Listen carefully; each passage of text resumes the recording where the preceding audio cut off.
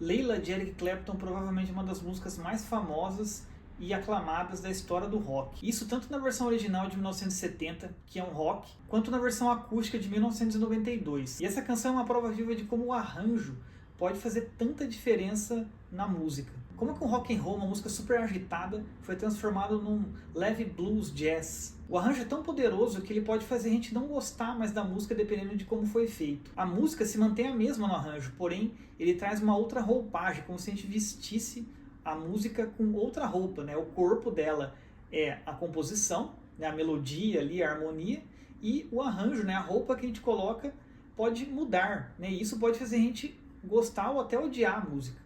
No caso de Layla é muito raro que alguém odeie uma das versões, né? As duas versões são de extremo bom gosto, né? Elas trazem situações e intenções totalmente diferentes. No entanto, as duas foram muito bem feitas. Meu nome é Denis Carmonari, sou professor de guitarra há mais de 15 anos, bacharel em composição e regência e mestre em musicologia. Não se esqueça de se inscrever no canal e dar um joinha para me dar uma força, porque nesse vídeo aqui eu vou analisar Layla e mostrar para vocês como que o arranjo foi feito nos dois casos. Um fato curioso para começar falando é que na realidade a gente pensa que foi um rock transformado numa música acústica, né? Então foi idealizado como um rock, na realidade não. Não, Eric Clapton, lá nos anos 70, ele compôs como uma balada, né? Inspirado numa literatura persa, né? Sobre um amor impossível, né? E ele estava vivendo isso, né? Com a esposa do George Harrison na época, e ele compôs uma balada melancólica, né? Então ele, por mais que pudesse não ser no violão, era uma balada, era uma música um pouco mais lenta, provavelmente não uma pegada jazz, talvez blues, mas uma canção balada, assim, né? Uma canção de amor. E aí o Duane Allman chegou com um riff, né? Tanto que ele não foi acreditado, eu acho que ele deveria ter sido acreditado, porque o riff é muito icônico. O Duane Allman mostrou o riff para ele e sugeriu que ele transformasse a música numa coisa mais rock and roll, e ele fez isso. Então, na realidade, a música nasceu, né, como uma balada, no entanto, ela já foi transformada em rock. Mas ela nasceu como uma balada, então quando Eric Clapton foi convidado para fazer o acústico e quis fazer a Layla acústica, ele provavelmente lembrou de quando ele criou ela e viu que ela tinha potencial para soar bem acústica. De qualquer modo, para a gente analisar, a gente vai partir do ponto de que ela é um rock and roll. E ela tem um riff agressivo, né, a cara do Duane Allman.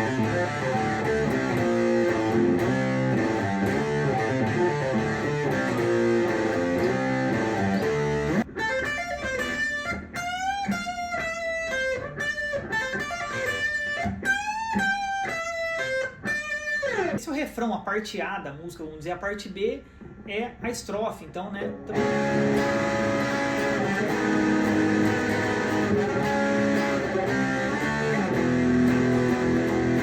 Então, vejam, toda a música ela tem uma levada de rock and roll, né? A bateria bem quadrada, né? Bem, né? Batendo um tá, né? Com a caixa bem definida ali, né? E uma coisa muito mais 1E, 2E, 3E, 4, né? Essa coisa mais quadrada do rock, né? Ele tem esse ritmo mais, vamos dizer, sem a subdivisão ternária, né? Ou seja, não é num compasso composto. E o próprio riff, né? Ele tem uma intenção mais rock and roll mesmo, ele usa os screw-offs, né? E com os power chords, né? A própria distorção, né? E depois esse riff no agudo aqui, né? Não tem uma cara de que seria feito num violão, isso soaria bem, né? Então, na versão que eles fizeram depois, eles tiraram esse riff. Lembrando aqui que a gente está falando da parte da Layla, que é o rock and roll, né? Depois tem aquela parte no piano que nem é a composição do Eric Clapton, parece uma outra música, né? Então a canção Layla em si tá mais ali, né? A outra parte é um outro, assim, que inclusive nem está na parte do unplugged, né? Do acústico. Então toda essa parte é muito agressiva, né? O próprio solo no final dessa parte do Duane Allman com slide e tal, toda essa música tem uma pegada muito rock, direta, né? Distorcida. E como fazer isso ficar calmo, suave, né? Como se pudesse tocar num boteco, num bar, né? Em um ambiente pequeno, com poucas pessoas, por exemplo, né? É um desafio, né? O arranjo tem o poder, a magia de fazer isso. O arranjo, né? Essa matéria, esse elemento, né? Da música. O arranjo ele tem esse poder de transformar completamente a música.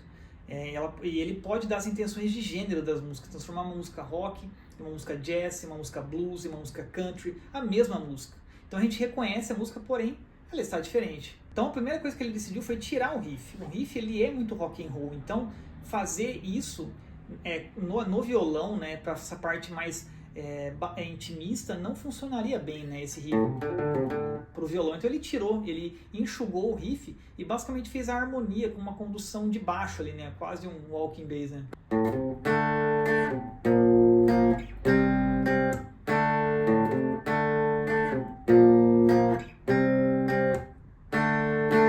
Veja então que a primeira coisa que ele escolheu fazer foi diminuir a velocidade. Então a velocidade da música do rock muito mais rápida, que é mais lenta, já ajuda a ficar um pouco mais intimista, né? E aí ele também deixou só harmonia, basicamente, ele fez só os power chords aqui, né? Ele escolheu manter os power chords, né? Só que o que ele fez aqui para deixar um pouco mais blues jazz? Ele colocou aqui o contratempo, né? Então ele brinca muito com essa antecipação que tem muito no jazz, né? E também o que ajuda muito a fazer isso é a sensação do shuffle, né? De colocar então, em vez do quadrado 1, E, 2, E, ele vai aumentar um pouco esse 1 e deixar o E para depois. Então 1, E2, E3, E4. Isso é o shuffle, que tem muito a ver com o blues e o jazz. Né, esse alongamento do primeiro tempo e encurtamento do segundo. Isso é muito da música africana, né, que influenciou muito o blues e o jazz, né, o ragtime e tudo mais. Então, esse shuffle que a gente chama dá outra cara para a música, né, transforma. Só de ele escolher mudar a intenção que ele toca, se ele toca rock, né, que é o jeito mais, vamos dizer, quadrado, para o shuffle, isso já muda muito. Só isso daí, se ele fizer, já muda bastante. E aí essa escolha de não fazer esses pull-offs rápidos, deixar mais só harmonia, né, que já cria também um leve riff aqui, né? Por mais que não tenha notas rápidas, isso aqui é um riff.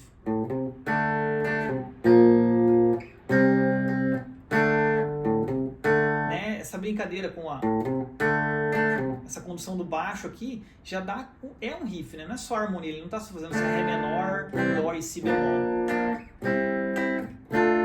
Aí quando ele vai para a parte B, ele coloca sétimas aqui, né?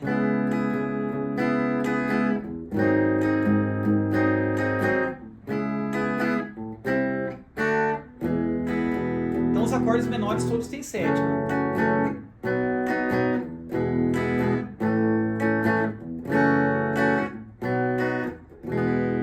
Certo? Então ele continua mantendo o shuffle e ainda coloca sétimas, que dá uma pegada mais jazz, assim, né? O rock usa menos as sétimas nos acordes menores, né?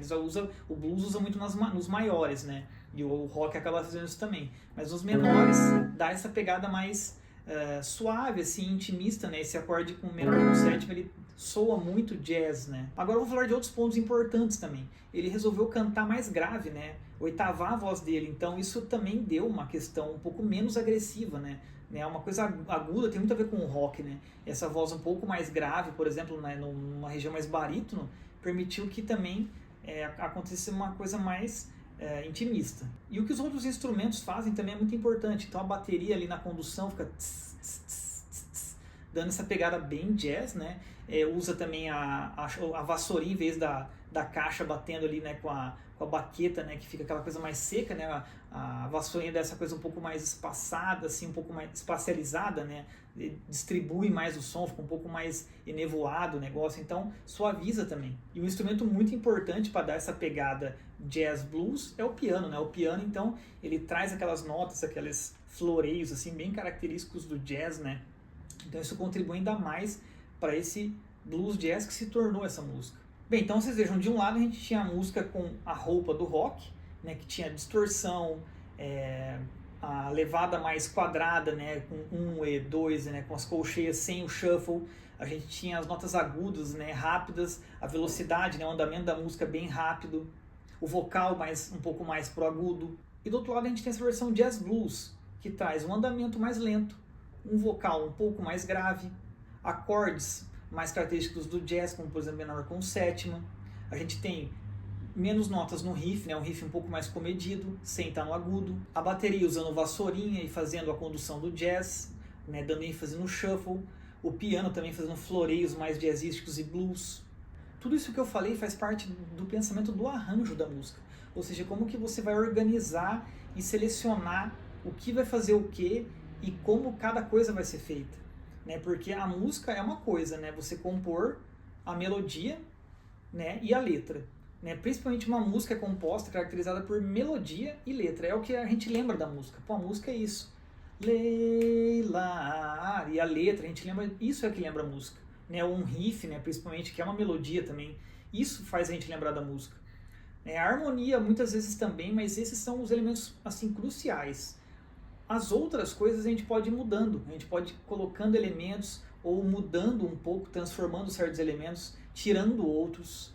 E qual que é o poder disso? Isso simplesmente pode fazer a gente gostar ou não gostar de uma música, ou isso pode fazer com que a música se encaixe em determinadas situações ou não se encaixe. Isso também pode facilitar, a gente pode fazer um arranjo complexo e difícil de tocar, ou um arranjo fácil de tocar. Então pode complexificar a música, facilitar a música. O arranjo ele pode fazer várias coisas que ajudam a gente.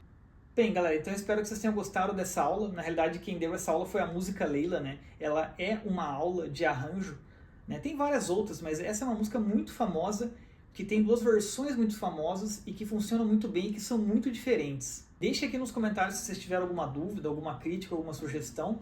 Se você se interessa tanto por guitarra quanto por arranjo, entre em contato comigo para falar sobre aulas. Não se esqueça de se inscrever no canal, dar um joinha, compartilhar com os amigos. Um abraço e até a próxima.